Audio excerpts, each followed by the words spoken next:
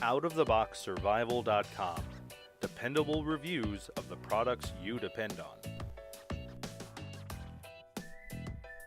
Magnesium Firestarters are an absolute must-have item when it comes to being prepared.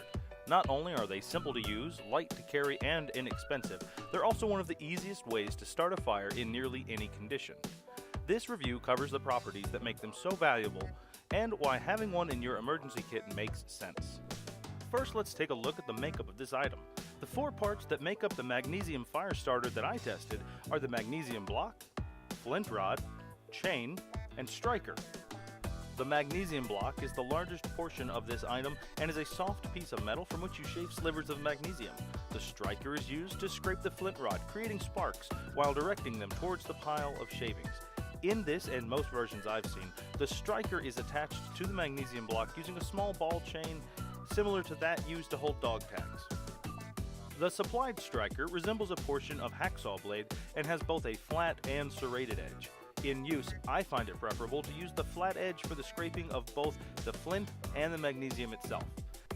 I have found that if you vary the pressure that you apply while scraping, you can get different sizes of shavings. Magnesium burns at 3,100 degrees Celsius or 5,610 degrees Fahrenheit. Fire needs 3 key ingredients: fuel, oxygen, and heat. Shaving the magnesium into small scrapings creates a greater amount of surface area and provides space for oxygen. Smaller scrapings are easier to ignite, and larger scrapings will burn longer once ignited. A good mixture of different sizes will ensure that you have the best chance of success. Once ignited, magnesium shavings will burn rather quickly, so it is important to prepare tinder and kindling in advance. I like to place small bits of kindling or tinder around my shavings in a V shape in order to help direct any wayward sparks from the flint into the pile of shavings. Once you have prepared by staging the area and getting the tinder as well as firewood ready, it is time to strike the flint. So, how did this work for me? When I tested the Magnesium Firestarter, it was very damp and the ground was essentially made of wet sand. I collected the shavings on a flat rock and surrounded 3 sides with tinder. On the 3rd or 4th strike, the magnesium lit and I added tinder to the flame being generated by the burning metal. It was very handy, and in fact this test proved to be easier than using the UCO storm-proof matches that I had brought along as well.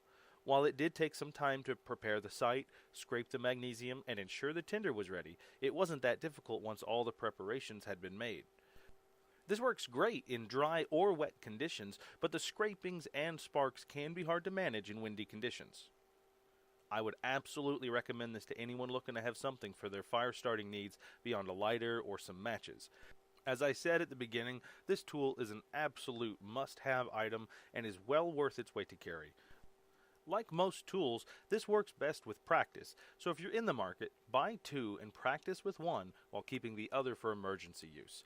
2 things to keep in mind about Magnesium Firestarters is that they don't go bad and they don't run out of fuel.